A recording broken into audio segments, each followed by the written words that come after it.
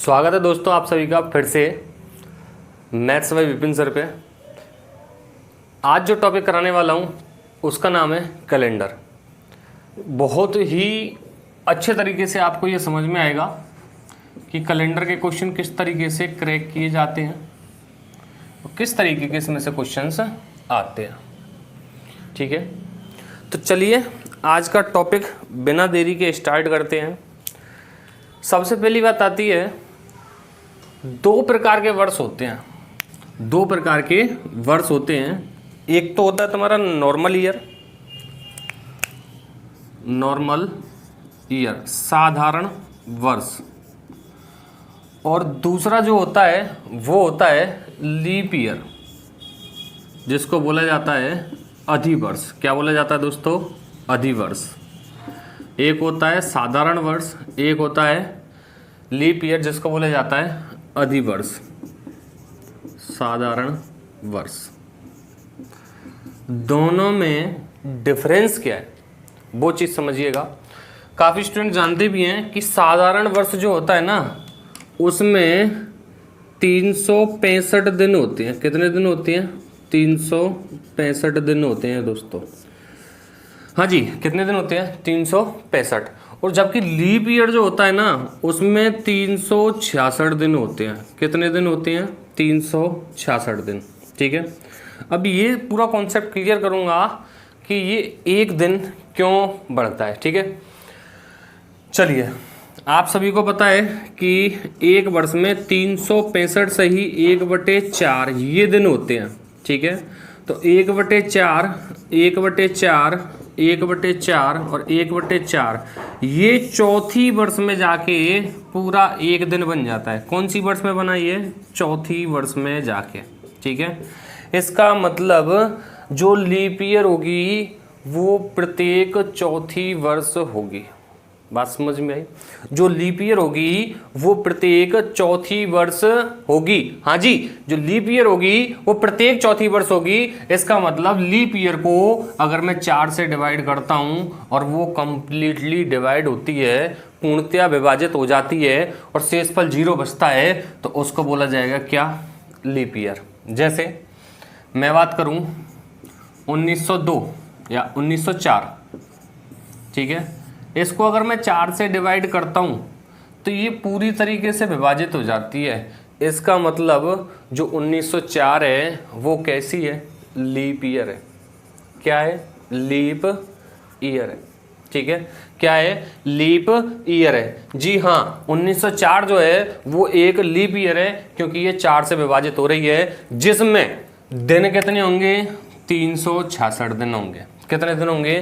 366 दिन होंगे। और जो ये एक दिन बढ़ेगा, ये एक दिन बढ़ता है फरवरी का। जी हाँ, इसका मतलब जो फरवरी होगी वो यहाँ पे 28 दिन की ना होकर कितने दिन की होती है? 29 दिन की। किस में होती है? 29 दिन की। लीप ईयर में होती है। किस में होती है? लीप ईयर में। तो मैंने दो बातें समझाई आपको कि लीप ईयर क्या होता है और नॉर्मल ईयर क्या होता है। नॉर्मल ईयर जो 4 से विभाजित नहीं होगा, और जो 4 से विभाजित हो जाएगा वो क्या होगा? लीप ईयर होगा।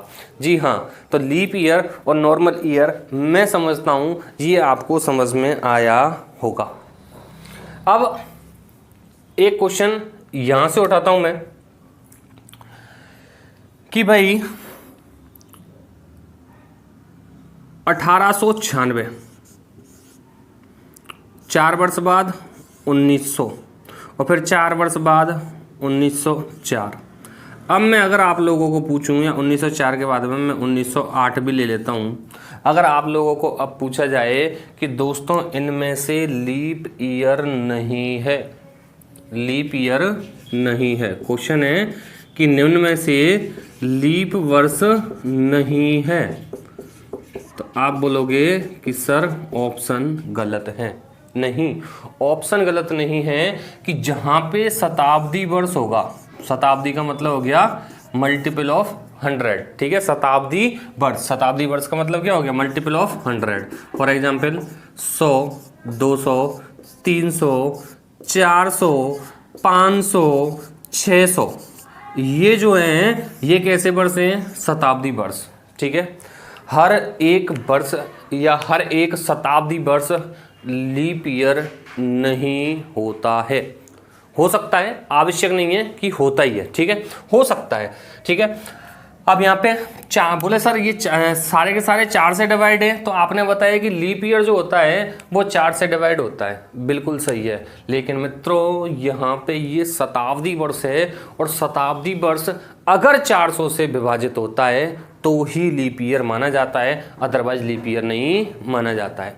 अब मैं यहाँ पे देखता हूँ ये 4 से डिवाइड है, ये 4 से डिवाइड है, ये 4 से डिवाइड है, ये 4 से डिवाइड है, लेकिन एक फोकस हमने यहाँ डाला कि सर ये शताब्दी वर्ष है। कैसी वर्ष है? शताब्दी वर्ष। और शताब्दी वर्ष अगर 400 से विभाजित है तो वो लीप ईयर होगी, अदरवाइज वो लीप ईयर नहीं होगी। तो हमारा जो उत्तर होगा वो कौन सा हो जाएगा? 1900। कौन सा हो जाएगा? 1900। क्यों हो जाएगा? क्योंकि लीप ईयर जो होती है वो हमेशा 4 से डिवाइड होती है, लेकिन शताब्दी वर्ष जो है वो 400 से डिवाइड होगी तो ही लीप ईयर होगी, अदरवाइज वो लीप ईयर नहीं होगी। तो 1900 जो वर्ष है वो लीप ईयर पॉसिबल नहीं है। अब बात आती है यहाँ पे, एक पॉइंट निकल के आया कि जरूरी नहीं है, ये देखो सीक्वेंस से लिखी है मैंने 1896, 1900, 1904, 1908, जिनमें से 1896 लीप ईयर है, 1904 लीप ईयर है, 1908 लीप ईयर है, लेकिन 1900 लीप ईयर नहीं है। अगर आपके दिमाग में ये बात है कि सर लीप ईयर जो है वो हर 4 वर्ष के बाद में आती है, तो ये बात गलत है, ठीक है। यहाँ पे ये गलत साबित हो जाती है, क्योंकि 4 वर्ष के बाद में जो 1900 आ रहा है 1900 लीप ईयर नहीं है। क्यों नहीं है? क्योंकि शताब्दी वर्ष और शताब्दी वर्ष को हम 400 से भाग देते हैं, यदि पूरी तरह विभाजित होती है तो ही वो लीप ईयर होगी, अदरवाइज नहीं होगी। तो दोस्तों यहाँ पे ये 1900 जो है ना वो लीप ईयर नहीं है। अगर तुम्हारे दिमाग में ये फंडामेंटल पहले से सेट है कि लीप ईयर जो होती है वो 4 वर्ष के डिफरेंस पे आती है, तो यहाँ पे ध्यान रखना लीप ईयर में जरूरी नहीं है 4 वर्ष का डिफरेंस हो। कहाँ पे बिगड़ेगी वो बात बिगड़ती है तुम्हारी शताब्दी वर्ष पे जाकर, ठीक है। तो यहाँ पे ये 3 पॉइंट क्लियर हुए होंगे, ठीक है। अगर मैं आपको बोल देता हूँ, या यही क्वेश्चन मैं ले लेता हूं, लीप वर्ष नहीं है, अगर यहां से ये बोल देता विषम छांटिए, विषम छांटिए, तो क्या करोगे आप? 1900 को आउट कर दोगे। क्यों कर दोगे? क्योंकि 1900 जो है वो लीप ईयर नहीं है। 1896, 1904 और 1908 लीप ईयर है, लेकिन 1900 लीप ईयर नहीं है। क्यों? क्योंकि शताब्दी वर्ष और शताब्दी वर्ष 400 से विभाजित होती है। अगर पूरी तरह विभाजित है तो वो लीप ईयर है, अदरवाइज नहीं है, ठीक है। तो 1900 यहाँ पे लीप ईयर नहीं है। बात समझ में आई?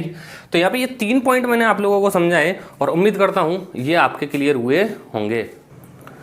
तो यहाँ तक की बात क्लियर है, तो आगे बढ़ते हैं। देखिए आगे बात करें तो अब बात आती है कि लीप ईयर में, शताब्दी वर्ष में लीप ईयर्स वगैरह ETC कैसे निकालते हैं वो देखिए। जैसे मैं अगर बोलूँ आपको कि पहले 5 वर्ष में लीप ईयर कितने होंगे, पहले चलो 5 वर्ष को छोड़ो, मैं बोल देता हूँ प्रथम 100 वर्ष, प्रथम 100 वर्षों में लीप ईयर कितने होंगे, प्रथम 200 वर्षों में लीप ईयर कितने होंगे, प्रथम 300 वर्षों में लीप ईयर, प्रथम 400 वर्षों में लीप ईयर कितने होंगे। इसके बाद में फिर एक क्वेश्चन दूंगा, इंटरेस्टिंग क्वेश्चन है, बहुत मजा आने वाला है उसमें। देखिए तो प्रथम 100 वर्षों में जो लीप ईयर होंगे 4 से भाग देते हैं हम, तो ऐसा मत करना 25 ले दो, ठीक है। 25 गलत हो जाएगा, -1 करना पड़ेगा, 24। क्यों होगा वो चीज़ समझ गया। फिर 4 के बाद में 8, 12, 16, 20। इसका मतलब जो डिफरेंस हैं 4 वर्ष के, उसके अकॉर्डिंग तुम लेके चलते हो, तो 4 से डिवाइड कर रहे हो, 25 आंसर जो होगा वो गलत हो जाएगा, ठीक है। 1 से 4 तक में एक लीप ईयर है, ठीक है। तो ये जो लीप ईयर्स होंगे वो कितने होंगे, 24 होंगे। 25 मत कर देना, 25 गलत हो जाएगा, ठीक है। चलिए प्रथम 200 वर्षों में लीप ईयर कितने होंगे कि भैया प्रथम 200 वर्षों में लीप ईयर हो जाएंगे 48, क्योंकि 100 वर्षों में कितने 24। प्रथम 300 वर्षों में कितने होंगे 72, और प्रथम 400 वर्षों में 96 +1 किसका कि भैया 400 जो है ना ये शताब्दी वर्ष है। शताब्दी वर्ष तो ये भी थे लेकिन 400 से डिवाइड नहीं थे, इसलिए लीप ईयर नहीं आया था। लेकिन ये 400 जो है ना ये शताब्दी वर्ष है तो एक लीप ईयर बढ़ जाएगा, तो प्रथम 400 वर्षों में जो लीप ईयर होंगे वो कितने हो जाएंगे 97। ठीक है, तो यहाँ तक का मसाला ओके। आगे बढ़ते हैं। देखिए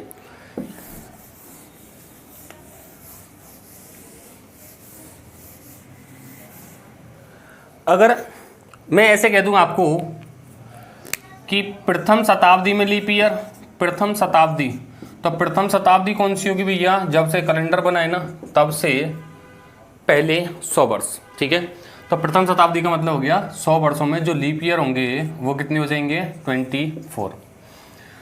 अगर मैं तुमको बोलूं द्वितीय शताब्दी में कितने लीप ईयर होंगे, तो द्वितीय शताब्दी मतलब 101 से 200 तक जो लीप ईयर होंगे वो कितने होंगे 24। अब यार 48 मत कर देना, मैं द्वितीय शताब्दी से पूछ रहा हूँ, सेकंड सेंचुरी पूछ रहा हूँ, ना कि प्रथम 200 वर्षों का। ठीक है, अगर मैं कह देता हूँ आपको तृतीय शताब्दी में कितने लीप ईयर होंगे तो आप बोलोगे 24। और अगर मैं कह देता हूँ कि चतुर्थ शताब्दी में कितने लीप ईयर होंगे तो आंसर होगा हमारा 24 + 1 25। क्योंकि जो चतुर्थ शताब्दी होगी ना वो 301 से कहाँ तक होगी मित्रों 400 तक। कहाँ तक होगी 400 तक। और ये 400 जो है शताब्दी वर्ष 400 से कंप्लीटली डिवाइड है, इसलिए लीप ईयर होगी। ठीक है, तो यहाँ तक का मामला क्लियर है। चलिए आगे बात करते हैं। ठीक है, लीप ईयर का मतलब क्या है कि फरवरी जो होगी वो 29 डेज की होगी। कितने दिन की होगी 29 दिनों की होगी, 29 दिनों की होगी, 29 दिनों की होगी। ठीक है, 29 डेज की होगी। अगर मैं क्वेश्चन दे देता हूं कि 400 वर्षों में, कि 400 वर्षों में 29 तारीख, 400 वर्षों में 29 तारीख कितनी बार आती है। ठीक है, 400 वर्षों में 29 तारीख कितनी बार आती है। ठीक है, तो इस क्वेश्चन का सॉल्यूशन करिए, फटाफट करिए, फिर मैं करवाता हूँ। ठीक है, आप देखना कि आपका आंसर क्या आता है और रियल आंसर क्या है। तो 400 वर्षों में 29 तारीख कितनी बार आती है। 400 वर्षों में 29 तारीख कितनी बार आती है, करिए। वीडियो पॉज करके कर लीजिएगा, मैं सॉल्व करवा रहा हूँ। ठीक है, पहली बात ये है, एक वर्ष में होते हैं 12 महीने, जिनमें से प्रत्येक 11 महीने में या 11 महीने की प्रत्येक 29 तारीख आएगी, प्रत्येक महीने में 29 तारीख आएगी 11 महीने में। ठीक है, क्यों? क्योंकि फरवरी जो है वो लीप ईयर को डिसाइड करती है कि फरवरी अगर 29 दिन की है तो लीप ईयर होगा, अदरवाइज लीप ईयर नहीं होगा। यहाँ पे मैं कह रहा हूँ 400 वर्षों में 29 तारीख कितनी बार आएगी, तो एक वर्ष में 12 महीने होते हैं, 11 महीने में तो 100% आनी है। ये 11-29 तारीख हो गई। ठीक है, एक वर्ष में, और वर्ष कितने अपने पास में 400, तो इंटू में 400, तो भैया 4400 बार तो आनी है। क्लियर, 4400 बार तो आनी 29 तारीख। ठीक है, अब बात आती है कि 29 तारीख डिपेंड करती है लीप ईयर पे, या लीप ईयर डिपेंड करता है 29 तारीख पे, कि फरवरी जो है वो 29 तारीख की होती है, और जिनका बर्थडे 29 फरवरी को होता है, बधाई के पात्र हैं वो। 4 सालों में एक बार जन्मदिन आता है, 3 साल का खर्चा बच जाता है। ठीक है, तो लीप ईयर हमें काउंट करने हैं, और अभी जस्ट पढ़ा था हमने कि जो लीप ईयर है 400 वर्षों में लीप ईयर, प्रथम 400 वर्षों में जो लीप ईयर होंगे वो कितने होंगे 24 प्रथम शताब्दी, 24 द्वितीय शताब्दी, 24 तृतीय शताब्दी, और 25 चतुर्थ शताब्दी। 24 चौका 96 और 1 97, तो यहाँ पर 97 ऐड करूँगा तो आंसर हो जाएगा 4497 बार। तो प्रथम 400 वर्षों में या 400 वर्षों में जो 29 तारीख होगी वो कितनी बार आएगी 4497 बार। 4497 4497, ठीक है। तो मैं समझता हूँ ये क्वेश्चन क्लियर हुआ होगा कि 400 वर्षों में जो 29 तारीख आती है वो कितनी बार आती है? 4497 बार। कितनी बार आती है दोस्तों? 4497 बार। क्लियर यहाँ तक? तो यहाँ तक अपना लीप ईयर वाला कॉन्सेप्ट क्लियर होता है। अब बात आती है, इसमें 2-3 पॉइंट है, एक तो लीप ईयर वाला है, एक विषम दिनों की संख्या है। ये चीज़ हमें पहले से क्लियर करनी है, ठीक है। उसके बाद में टाइप्स ऑफ कैलेंडर के जो क्वेश्चंस बनेंगे उन पे बात करेंगे। अब बात आती है विषम दिनों की संख्या, नंबर ऑफ ऑड डेज, ठीक है। तो हेडिंग लगा लीजिए नंबर ऑफ ऑड डेज। विषम दिन किसे कहा जाता है? विषम दिन वह दिन जो 2 से डिवाइड नहीं हो, ऐसा पॉसिबल नहीं है। ये विषम दिन वो नहीं है ऑड और इवन नंबर वाला, ठीक है। विषम दिन का मतलब होता है कि नंबर ऑफ डेज को, दिनों की संख्या को 7 से डिवाइड करने पर जो रिमाइंडर होगा ये क्या लगेगा तुम्हारा? विषम दिनों की संख्या। इसको बोला जाता है ऑड डेज। क्या बोला जाता है? ऑड डेज, ठीक है। नंबर ऑफ ऑड डेज, विषम दिनों की संख्या। और विषम दिनों की जो संख्या निकालते हैं हम, वो किससे निकालते हैं? 7 से भाग दिया जाता है। कितने से भाग दिया जाता है? 7 से भाग दिया जाता है। और जो शेषफल बचता है वह कहलाता है तुम्हारा विषम दिनों की संख्या, ठीक है। जैसे मैं बोल देता हूं तुमको 10 में विषम दिनों की संख्या 7 से डिवाइड किया, रिमाइंडर बचा 3, तो विषम दिनों की संख्या कितनी है? 3 है। कितनी है? 3 है, ठीक है। अगर मैं 15 में भाग दे देता हूँ 7 का, 7 दूनी 14, रिमाइंडर बचा कितना? 1, तो विषम दिनों की संख्या कितनी है? 1 है, ठीक है। अगर मैं 30 में भाग दे देता हूँ 7 का, एक महीने में दिन जो होते हैं वो नॉर्मली 30 या 31 होते हैं। 30 या फिर 31 होते हैं, 30 या 31 होते हैं। हाँ जी, एक महीने में जो दिन होते हैं वो 30 या 31 होते हैं नॉर्मली। फरवरी की अलग से बात करेंगे हम, ठीक है। तो 7 से 30 को डिवाइड करता हूँ तो number of odd days 2, 31 sorry उल्टा बोल दिया मैंने, 30 को 7 से डिवाइड करता हूँ और 31 को जब मैं 7 से डिवाइड करता हूँ तो नंबर ऑफ ऑड डेज 3, ठीक है। तो यहाँ पे ये वाला पॉइंट इसलिए लिखा है जिन महीनों में 30 दिन होते हैं, ठीक है। अच्छा, जिन महीनों में 30 दिन होते हैं वहाँ विषम दिनों की संख्या कितनी होगी मित्रों? 2। जिन महीने में 31 दिन होते हैं वहाँ विषम दिनों की संख्या कितनी होगी? 3, ठीक है। और फरवरी 28, 29 divided by 7, remainder will be 0 और 1, ठीक है। तो रिमाइंडर जो होगा वो या तो 0 होगा या फिर 1 होगा, 0 होगा या फिर 1 होगा, ठीक है। तो ये मैंने इसलिए लिखाया है आगे विषम दिनों की संख्या निकालेंगे हम, ठीक है। तो विषम दिनों की संख्या कैसे निकालते हैं? 7 से भाग देते हैं, जो शेषफल बचेगा वही विषम दिनों की संख्या कहलाती है, ठीक है। इसमें कोई कोड वगैरह कुछ याद करने की जरूरत नहीं है, नॉर्मल वे में कॉन्सेप्चुअल टोटली पढ़ाऊंगा। तो मैं कह देता हूँ जिन महीने में 30 दिन होते हैं वहाँ विषम दिनों की संख्या 2 होती है, और जिस महीने में 31 दिन होते हैं वहाँ विषम दिनों की संख्या कितनी होती है? 3 होती है। यही हम बात करें, एक वर्ष में दिन होते हैं 365 या 366। 365 में 7 से भाग देता हूं तो 7 पूरे 35, 1 बचा, 15 हो गया, 7 दूनी 14, 1 बचा, रिमाइंडर कितना बना? 1, शेषफल कितना बचा? 1।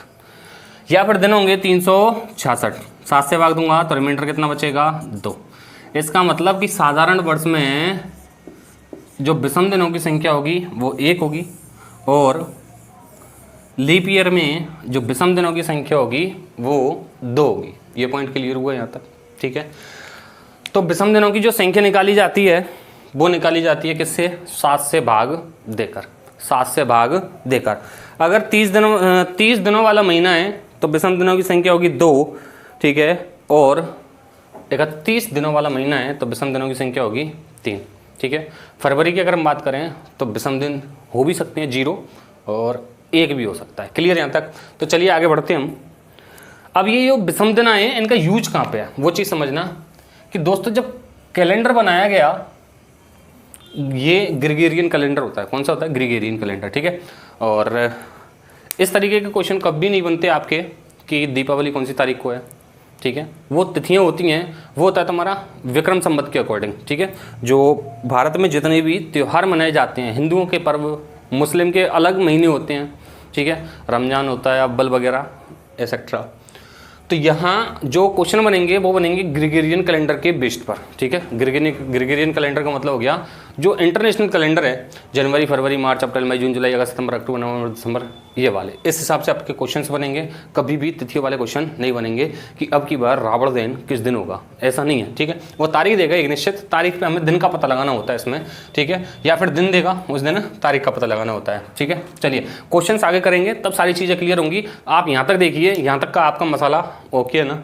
आगे बढ़ते हैं, तो आगे बढ़ते हैं। यहाँ से आगे अगर मैं बात करूँ, हाँ, विषम दिनों की बात चल रही थी कि जब कैलेंडर बना तो सबसे पहले मंडे बना। क्या बना? मंडे, ठीक है। मंडे के बाद में ट्यूसडे, सब जानते हैं, है ना, ट्यूसडे, वेडनेसडे, ठीक है, थर्सडे, फ्राइडे, सैटरडे और देन संडे। तो पहला दिन कौन सा बना? मंडे, दूसरा ट्यूसडे, तीसरा, चौथा, पांचवा, छठवां, सातवां, ठीक है, और फिर इसके बाद में 0। हाँ भाई, विषम दिनों की संख्या का मतलब 7 से भाग देते हैं, जो शेषफल बचेगा वो विषम दिन कहलाते हैं। जैसे यहाँ पर कितना बचा? 2, तो मैं कोड दूंगा कितना? ट्यूसडे। रटने वाली चीज़ नहीं है, हमें केवल इतना याद रखना है कि जब कैलेंडर का निर्माण हुआ, जब कैलेंडर बना था, तो मंडे से लेकर संडे, सबसे पहले कौन सा था? मंडे, संडे नहीं था, केवल इतना हमें ध्यान रखना है। तो इनकी जो कोडिंग रहेगी वो रहेगी 1 2 3 4 5 6 7। 7 का मतलब 7 या 0, क्लियर, ठीक है, 7 या 0। तो संडे जो होगा, जब हम 7 से भाग देंगे तो 7 तो बचनी नहीं है, 0 बचेगा, ठीक है। तो यहाँ 7 हटा सकता हूँ मैं, लगा भी सकता हूँ, मर्जी है, चॉइस इज योर्स। बढ़िया लगता है 7 नंबर और लगी भी है। चलिए, तो आगे मैं बात करूं तो ये विषम दिनों की जो संख्या होगी वो क्या होगी? 7 से भाग देने पर जो शेषफल बचेगा वो विषम दिनों की संख्या कहलाएगी। और जो दिन बचेंगे विषम दिन, 2 3 4 5 6 जो भी बचेगा उसके हिसाब से हमें कोडिंग कर देनी है। कोड ये रहेंगे, रटने की कोई ज़रूरत नहीं है। मंडे से और संडे तक मैं समझता हूँ ये दिन तो आपको याद होंगे, संडे मंडे तो सब जानते हैं, ठीक है। पहली क्लास से पढ़ना स्टार्ट कर देते, वो बात लगे तुमने पहली क्लास नहीं पढ़ी हो, सीधा 10वीं 12वीं में जंप मारा हो, ऐसा पॉसिबल नहीं है। चलिए, तो आगे बात करूँ मैं, अगर क्वेश्चन दे दिया जाए आपको कि जनवरी में विषम दिनों की संख्या क्या होगी, तो जनवरी कितने दिन की होती है भैया? आप बोलोगे 31 दिन की होती है। बिल्कुल सही है, 31 दिन की होती है। हमारे यहाँ भी 31 की होती है, उम्मीद करता हूँ आपके यहाँ भी 31 दिन की होगी। तो जनवरी में विषम दिनों की संख्या जो होगी वो कौन सी हो जाएगी भैया? जनवरी में विषम दिनों की संख्या हो जाएगी कितनी? 7 से भाग दिया, 3 शेष बचा, ठीक है। अच्छा, एक चीज़, ये वाली चीज़ तो आप सब जानते होंगे ना कि हम यहाँ से स्टार्ट करते हैं, जनवरी, फरवरी, मार्च, अप्रैल, मई, जून, जुलाई, अगस्त, सितंबर, अक्टूबर, नवंबर, दिसंबर, ये सब चीज़ ये जानते होंगे।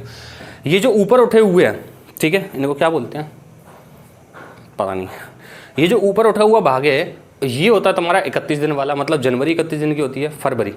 फरवरी स्पेशल है, 28 या 29 दिन की होगी, ठीक है। नहीं तो नीचे जो भाग आ रहे हैं ना, ये 2 हड्डियों के बीच में जो ये भाग आ रहा है बीच में है, ये कितने दिन का होता है? 30 दिन का होता है। तो जनवरी 31 का, फरवरी 28 से 29 का, मार्च 31 का, मार्च अप्रैल 30 का, मई, जून, जुलाई, अगस्त। जुलाई और अगस्त जो होते हैं वो 31 दिन के होते हैं, ध्यान रखना, स्पेशली जुलाई और अगस्त, ठीक है। जनवरी, फरवरी, मार्च, अप्रैल, मई, जून, जुलाई, अगस्त। जुलाई और अगस्त जो होते हैं वो कितने दिन के होते हैं? 31 दिन के होते हैं, क्लियर। चलिए, तो मैं समझता हूँ यहाँ तक क्लियर हुआ होगा। चलो आगे बढ़ें, तो आगे बात आती है इसमें,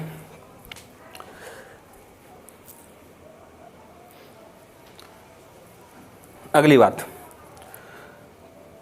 आगे बात कर रहे हैं हम कि ये जो ऑड डेज है ना, इनका यूज कैसे करना है, यूज ऑफ ऑड डेज, ठीक है।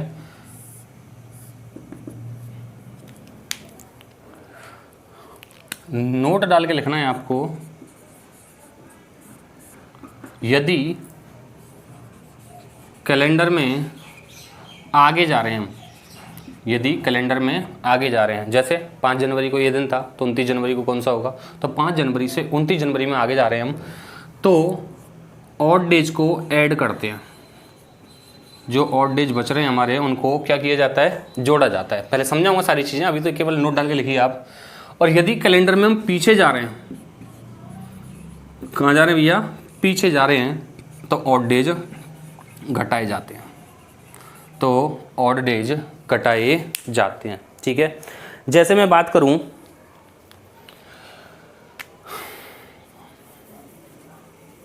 आपको बोल दिया जाए कि 11 जनवरी को शुक्रवार था, 11 जनवरी को क्या था, शुक्रवार, ठीक है। छोटा सा एग्जाम्पल बता रहा हूँ, बहुत इजी। तो 13 जनवरी को कौन सा वार होगा? बोले सर क्या क्वेश्चन लिया है? क्वेश्चन नहीं लिया है, ये कॉन्सेप्ट समझिए पहले, फिर मैं आगे गैप बनाऊंगा। तो 11 जनवरी को दोस्तों शुक्रवार था, तो 13 जनवरी को कौन सा बार होगा? ठीक है, तो सबसे पहले हमें दिनों का अंतर निकालना है। क्या निकालना है? दिनों का अंतर। तो डिफरेंस कितना आया? 2 दिन। कितने का आया? 2 दिन का। अब ये जो अंतर आया ना, इसको 7 से भाग देते हैं, नंबर ऑफ ऑड डेज निकालते हैं। क्या निकालते हैं? Number of odd days. तो यहाँ पे अगर मैं 7 से भाग देता हूँ तो शेषफल क्या बचेगा? कुछ नहीं, वही 2 है तो 2 ही रहेगा। तो शुक्रवार में हमें 2 दिन जोड़ देने हैं, शुक्रवार, शनिवार और इतवार, ठीक है। या फिर मैं कहूँ शुक्रवार की जो कोडिंग होती है वो 5 होती है, जब +2 करूँगा तो 7 हो जाएगी। और 7 जो कोड होता है वो किसका होता है? संडे का। किसका होता है? संडे का। बात समझ में आई? ठीक है। अगर मैं कह देता हूँ आपको कि 11 जनवरी को शुक्रवार था, तो 9 जनवरी को कौन सा वार होगा? अब मुझे एक बात बताओ कि 11 जनवरी से 13 जनवरी हम जा रहे थे तो ये प्लस किया था क्योंकि कैलेंडर में आगे बढ़ रहे थे। मुझे यही कॉन्सेप्ट क्लियर कराना था कि कैलेंडर में जब आगे बढ़ेंगे तो प्लस करना होता है और कैलेंडर में बैक जाएंगे तो हमें माइनस करना होता है। कि 11 जनवरी को शुक्रवार था, ठीक है, इसको छोड़ो, चलो इसको 13 जनवरी को क्या था? संडे था। हाँ भाई, 13 जनवरी को क्या था? संडे था। क्या था दोस्तों? संडे था। तो 9 जनवरी को कौन सा दिन था?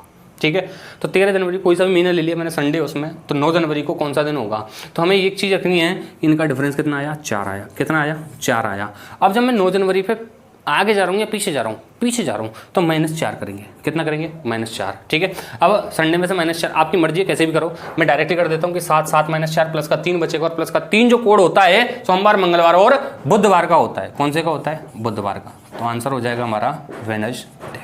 ठीक है, कि भाई -4 था तो 7 में से घटा दो ना -4, कितना बचा? 3, क्योंकि 3 सोमवार, मंगलवार, बुधवार, इनको काउंट करना ईजी है, ठीक है। बाकी मर्जी तुम्हारी, मानो चाहे मत मानो हमारी, ठीक है। तो 13 जनवरी को संडे था, तो 9 जनवरी को कौन सा था? बुधवार था, ठीक है। अब लगा लो, 9 जनवरी को बुधवार, 10 को गुरुवार, 11 को शुक्रवार, 12 को शनिवार, 13 को इतवार, संडे। बड़ा प्यारा शब्द है ये संडे। इस दिन आलस देवता सभी पे विराजमान होते हैं, ठीक है। सभी पे तो नहीं होते हैं, मेरे जैसे लोगों पे ही विराजमान होते हैं संडे को, ठीक है। तो यहाँ तक का पॉइंट क्लियर हुआ। मैंने क्या समझाया आपको कि नंबर ऑफ ऑड डेज, ठीक है, अगर कैलेंडर में आगे बढ़ रहे हैं तो प्लस किया जाता है और पीछे जा रहे हैं तो माइनस किया जाता है। अब मैं कह देता हूँ कि भैया 3 जुलाई को वेडनेसडे था, तो अब आप बताइए 31 जुलाई को कौन सा दिन होगा? मैंने क्या बताया? डिफरेंस निकालो, 28, 7 से डिवाइड करो, नंबर ऑफ ऑड डेज 0 का मतलब कोई चेंज नहीं, वही दिन आएगा। 3 जुलाई को बुधवार, 31 जुलाई को भी बुधवार, ठीक है। तो नंबर ऑफ ऑड डेज जो निकाल रहे हैं हम, वो किस में से निकाल रहे हैं कि जो तारीखें एक ही महीने की हैं। यहाँ ये चीज़ ध्यान रखना, यहाँ केवल मैंने एक ही महीना लिया है, ठीक है। और जब महीने चेंज होंगे तो उनमें 31 और 30 दिन, उस हिसाब से हम number of odd days add करते हैं, ठीक है। तो 3 जुलाई को बुधवार था, तो 31 जुलाई को क्या था? बुधवार। क्यों था? क्योंकि इनका डिफरेंस निकाला मैंने, और डिफरेंस निकाला है तो कितना आया है? 28, और 28 को जब मैंने 7 से डिवाइड किया है तो रिमाइंडर कितना आया है? 0। रिमाइंडर 0 का मतलब है संडे नहीं हो जाएगा यहाँ पे, नहीं, रिमाइंडर 0 का मतलब है वही दिन होगा, ठीक है। जैसे अब मैं बोल दूं कि भैया 5 अगस्त को सोमवार था, 5 अगस्त को क्या था? सोमवार था। तो बताइए 28 अगस्त को कौन सा बार होगा? 28 अगस्त को कौन सा बार होगा? तो 5 और 28, ठीक है, डिफरेंस कितना आया? 23। 7 से डिवाइड किया, कितना बचा? 2। अब 2 घटाएं या जोड़ें कि 5 अगस्त का हमें दिया हुआ है, 5 अगस्त का हमें दिया हुआ है, और पूछा कौन से का है? 28 अगस्त का। आगे जा रहे हैं तो प्लस करेंगे, +2 करूंगा तो मंडे +2, ट्यूसडे, वेडनेसडे। क्या आया? बुधवार आया। क्या आया दोस्तों? बुधवार आया, ठीक है। तो यहां तक कि रामलीला आपके समझ में आ गई होगी। और यहाँ तक नोट्स बनाइए, उसके बाद में आगे बढ़ेंगे, क्वेश्चंस बढ़ेंगे अभी, ठीक है। ज़्यादा कुछ नहीं है इसमें, कैलेंडर को जो तुम कोड वगैरह से अपने अपने तरीके होते हैं, अपने अपने फंडामेंटल्स हैं, जो कोड से आप पढ़ते हो उस कोड से आपको कतई पढ़ने की ज़रूरत नहीं है। मैं हूँ, डोंट वरी, ठीक है। तो आगे के लिए नेक्स्ट वीडियो में मिलते हैं, तब तक के लिए राम राम।